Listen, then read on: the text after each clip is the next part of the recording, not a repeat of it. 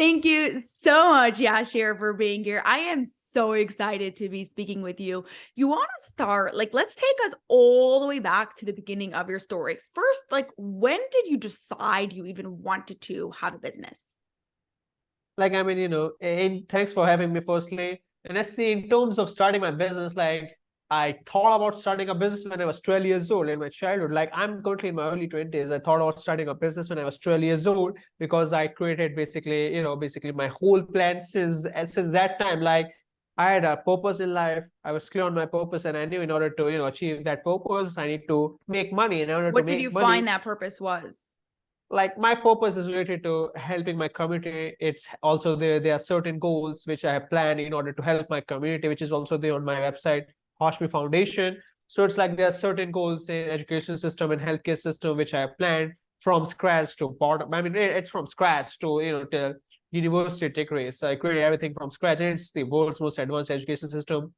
And we have basically a team of different people that are working on creating this system, and mostly basically plan to apply it on the schools which I will be creating. So it's like I was clear on what I want to do, and I know that I need to make money. And but the reason At was, 12 years old, you knew this is what you wanted to do. yeah, right. I So was what very made clear you at 12 basically. years old decide to do this? To have this purpose? Yeah. So basically, to have this purpose, it was because of basically the environment in the country, and because of basically me being involved in news and social, basically in politics about the country, to understand basically things which were happening to my community. So these things basically made me realize that basically I'm someone, of course, naturally I've done things which were like, which I'm the first to be able to do those things. Like I'm the world's youngest venture capitalist. I'm the world's youngest investment marketer in the world, and it's related to investment banking as well. So I'm in a way world's youngest investment banker. So it's like of course, I knew from childhood that I can do things which other people can't do. So I know basically, that I am someone who has a natural responsibility to help my community. I have certain natural, innate, basically, talents which can be used in order to help my community. So basically, then I focused on basically making money, and I know the best way to make money was to start a business, and I started my business, and I started my business basically later on when I was 18. But it's like I started selling stuff in my school days as well. I used to sell different kinds of stuff. And it's like, I started with selling different books to senior students, old books to senior students. So let's say there's a, high school student and there's a ninth grader, I'm in eighth grade. So I have friends in high school. So when they were, basically going out of, they were, basically graduating from high school, I used to take their books. I used to resell those old books to the students getting into high school who were in ninth grade. So I knew those ninth graders as well. So in that way, I was able to make money in my school days. And then basically I continued it basically in my school days. And I had a very big network. I had like a channel. I liked so many salespeople who were my seniors, even they were working for me, they were getting commission. And I was doing it in the school itself. Like everything I was doing in the school, I had forms if you wanted to join my business. I had everything in my basically in my school to, and I was like running like a private organization in the school, and I had a very good basically relationship. I was very basically people's person from childhood, so it's like I had a good relationship with different staff members as well. So I was able to leverage that as well. And then I used to sell different stuff. And then, but I realized, of course, you can only do so much by doing that, by running a business in a school. Then I focused on starting my business. And then I focused on, which industry is the best industry to make money. At what age was this when you're like, okay, I'm going to 18, actually start the 17. business? I was 17, actually. I should say I was 17 at that time. So basically, I thought about which is the, easiest businesses to make money and the fastest basically way to make money. Of course, it's the high leverage businesses. But in terms of industry wise, I researched it was finance and investments, because the highest number of billionaires are there in the world from the financial industry. Highest number of millionaires are also basically they're from the financial industry. So I focused on that industry. And it's like at the same time, I read a different Forbes article where it was like mentioned that in the next 20 to 30 years, they will be more basically, they will be, I guess, 2 billion jobs will be lost because of AI. And I realized that there will be more entrepreneurs and there will be, employees at that point of time, like in the future, because of the fourth industrial revolution that's going to happen. That's currently ongoing. It's happening. Like you have ChatGPT, which has created a big revolution globally. So it's like I thought about that basically, there will be more entrepreneurs. So there will be more founders. So let me focus on investment banking for startups. So then I focused on starting this business. And in my first year of business at the age of 18, I made it an 8-figure business in the first year without any experience. Like, what will you count as So school let's like experience? backtrack. Yeah. Like, so you Yeah, go ahead. decided you wanted to get into the financing industry. What Yeah, part of that? How are you going to do it? Like, sure. takes So it's like, time going from the yeah, action to actually for sure, figuring it for out. sure, for sure. One of the things is basically, when I was in my teenage, I was doing a lot of research on different secret societies. Okay, so I was reading, I read a lot. I did research for 2 years about different secret societies which were going on, which were basically they're like, even if it's true or not. But the thing is, it gave me knowledge which was like 70 to 80 years ahead than my time or my mental level. But I got to know so many things in a detailed fashion related to people. So I was able to apply a lot of those things in my business life as well. And I also learned that most of those people who are doing the things, it's conspiracy theories, were also from the financial industry. And it's because it's a lot more easier to grow in financial industry than other industry, because you just need to be very good at people's person, and rest product or service both is money.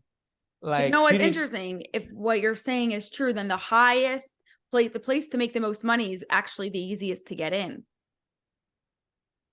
no, it's not like it's the easiest to get in. I didn't say it's easiest to get in, but the thing is, it's like, for me, it was not easy, but it's like I was strong, I was good, basically, I think, because of the things which I read from my teenage years. Like from the age of 13 to 14, I read so many books, so many research papers, and I only learned things from the best people. Like there's a saying that to be the best, you have to learn from the best. So I was learning things like in business as well, like from the people who were the, some of the most financially successful people of all time, like Rockefeller family, Rothschild family, JP Morgan family, Vanderbilt family. So I had a very great insight from these people's life, how they did things in their life.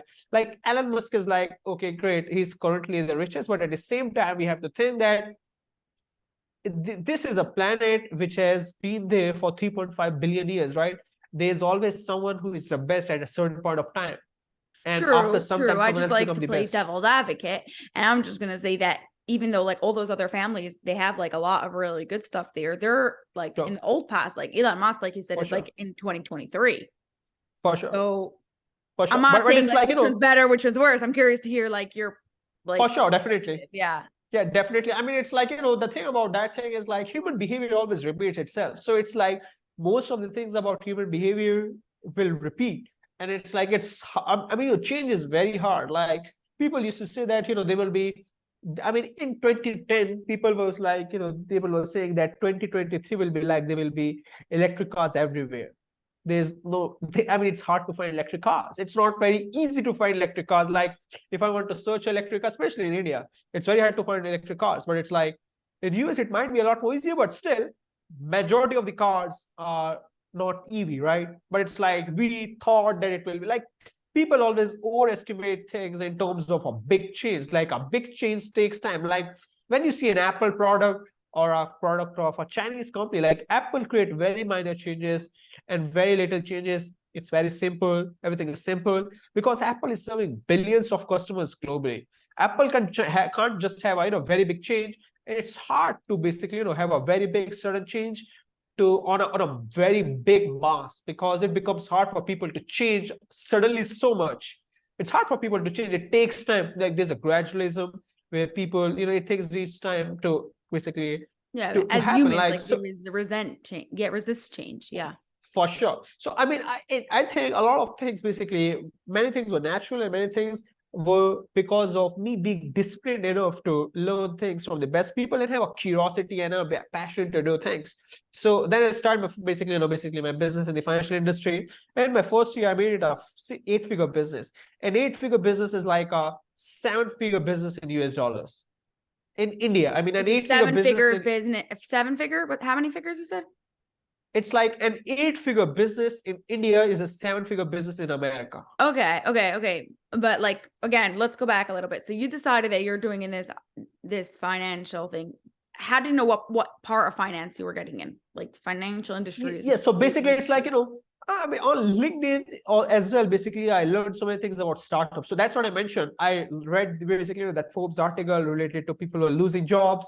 And I mean, I was involved in so many things. And most of the people I met on LinkedIn were in the startup industry. So I also, got curious about the startup industry. And then I saw different things. And then I was connected with so many angel investors, so many VCs.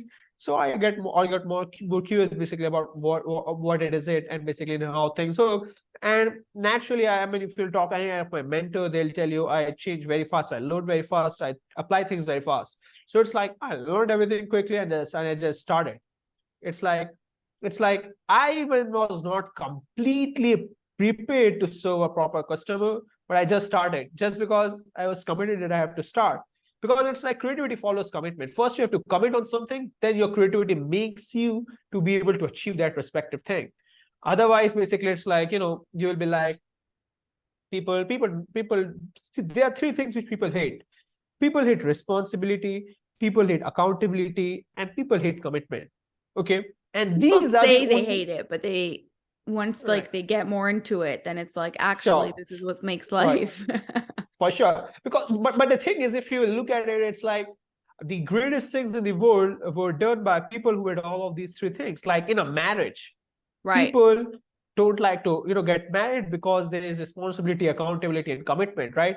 But marriage is one of the best thing a person can have. So it's like all the great things which were done in the world by the people, like Bill Gates Exactly. didn't went for vacation for 10 years straight. So it's like that's something that shows his basically dedication, his commitment to what he wanted to do. He was responsible for the people, so he had a sense of responsibility, and I'm serving so many people at stakes on me, so I'm responsible for those people. I have to grow my company and not take a vacation. So that's something which shows these qualities in people. So that's a very important thing. And in terms of starting my business, the hardest thing was to get my first customer. My second customer, actually. My Let's first customer first start. was How do you get your first one? And then we'll get to your hardest second one. so my first customer was like, I got through LinkedIn, but it's like I didn't knew exactly how to serve that customer. Okay. What was I the know what actual he's service you were selling them? So basically, I mean, this service is more about basically, helping the person to get money from investors. So they are able to Okay, raise so money being in their like a business. middleman. Okay. Okay. Investment banking. So that's what investment bankers are like. Right. The thing about investment banking is you are making more money because of what the other fund is Exactly. doing and their efforts rather than your own efforts all the time. Like if someone raised, someone spent years to raise $1 billion fund, you are using their effort in order to connect people and you're just getting, I know certain percentage out of it, out of the transaction, whether it's 8% or 10%. So whatever the amount is being raised, you are making that money as your basically, revenue. And it's like it's pure profit in a way. But of course, there are different expenses, but it's like when you grow something and you basically start something with scratch, of course, that's a pure profit because you don't have proper operations. So in that way, in the first basically, my first customer was like someone who made me to adjust my business model according to this. And my first customer is currently with me here. I mean, one of my customers is also my first customer.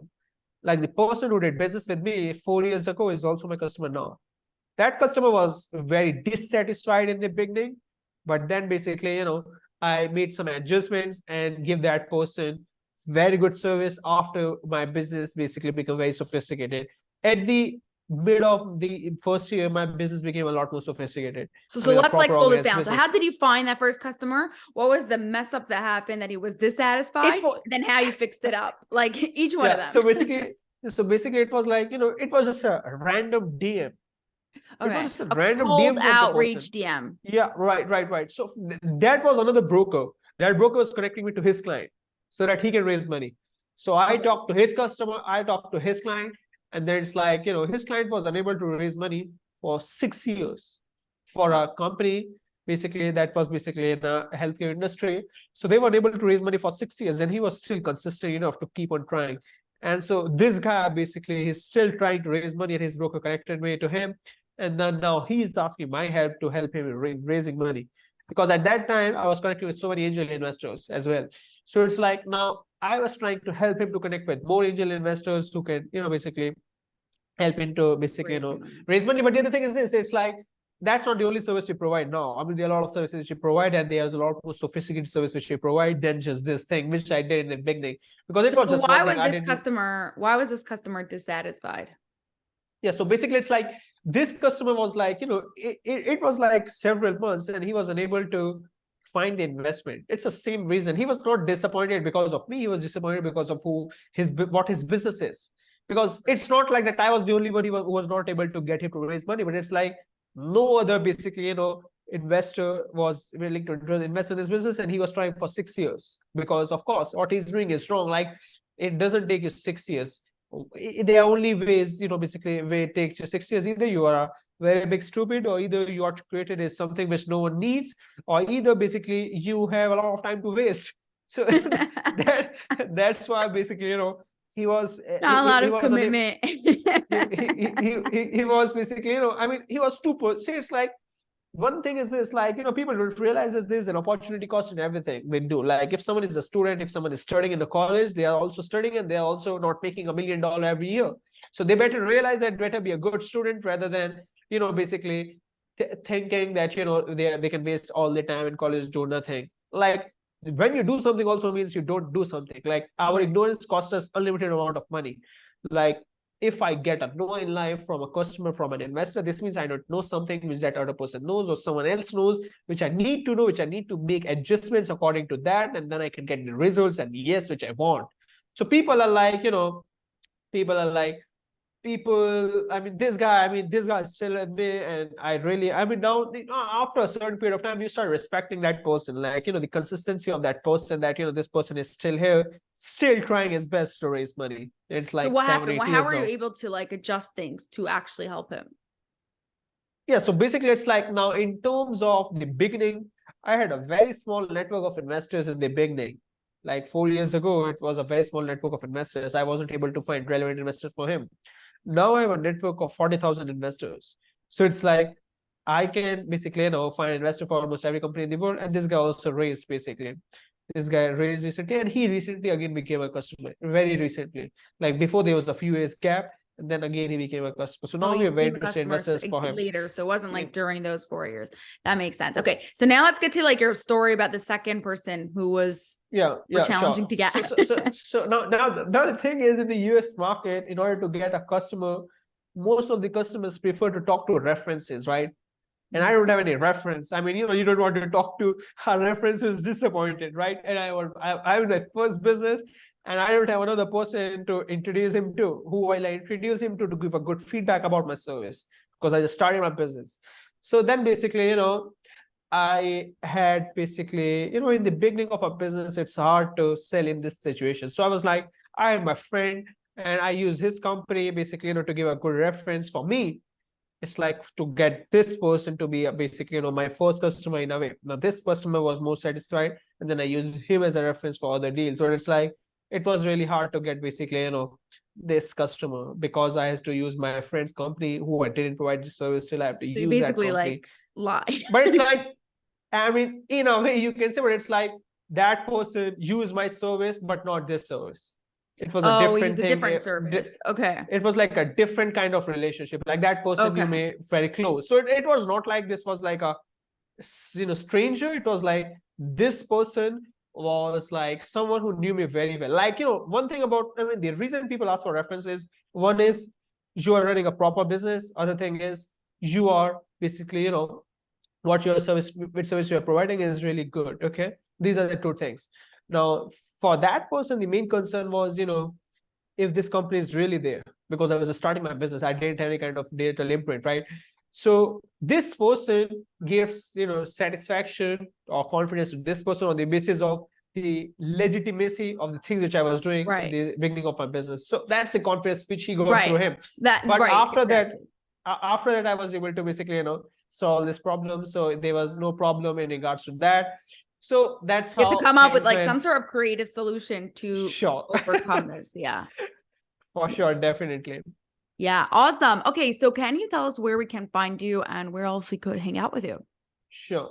So basically, I have my channel, Yasir Hashmi. Basically, you can just go on YouTube. I create content in entrepreneurship and personal development on almost every social media platform, and post on almost every media platform. It's on all kinds of podcasts, Spotify, Apple Podcasts, all social medias, especially on YouTube. Most people watch it on YouTube.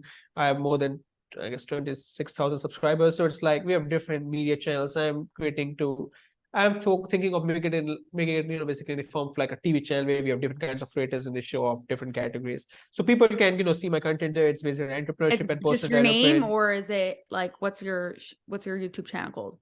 It's just YouTube, Yasir Hashmi. If you will just search Yasir Hashmi, it will come on the top. Or you can just search my name on Google. You will find all the things. You can go on my website, yasirhashmi.com. And I recently published my book, Lessons from a Millionaire. This book, basically, for me, it's one of the best business and personal development book I have ever read.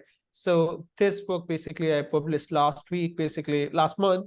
It's for me the best, if not the best, top 3 best business personal development books ever written. It's amazing. It says just insights and data points, because my goal is always to give data points and people can apply it according to the context of their life and the intensity of their life. So that's how basically, I've structured things. So basically, yeah, I mean, I would love to have people. You can go on my website, yasirashmi.com, go on book section. You can get the book from there, the ebook. And, if you want any kind of basically, advice, you can just basically email us on our YouTube channel as a feedback. We'll be happy to basically create a video for you for the things which you're looking for. Or Fantastic. basically, perfect. So yeah, that's it. And thank you so much, Asti, for having me, and have a great day. You too. Thank you, Yasir. Perfect.